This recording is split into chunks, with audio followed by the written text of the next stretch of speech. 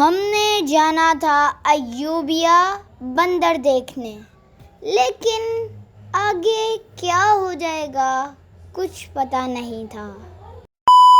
السلام علیکم، آج میں جا رہا ہوں ایوبیا، تو چلو چلتے ہیں۔ ابھی ہم گھر سے نکلے ہی تھے تو فل دھند سے بھری ہوئی بارش ہو گئی، لیکن مری سے واپس آتے ہوئے ہمیں بندر دکھ ہی گئے اور بندر ہمارے ساتھ کھیلنے لگے، لیکن دوسرا بندر آیا، اس کو یہ دیکھ کر اچھا نہیں لگا اور اس نے ہم سے منہ موڑ لیا اور آگے چلا گیا۔ اس کے بعد بندر کا بچہ بھی تھا، لیکن وہ کیپچر نہیں کیا، اور یہ والا بندر تو سوچوں میں ہی پڑا ہوا تھا کہ کب مجھے کوئی چیز کھلائے گا۔ آس میں بیٹھے بیٹھے یہ بھی جانے لگا۔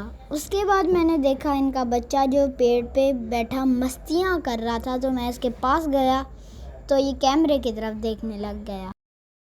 فائنلی ہم گھر تو آ گئے اور ہمیں بندر بھی دکھ گئے۔ ویڈیو پسند آئی تو کمنٹ میں ضرور بتانا۔ ملتے ہیں نیکسٹ ویڈیو میں۔ اللہ حافظ۔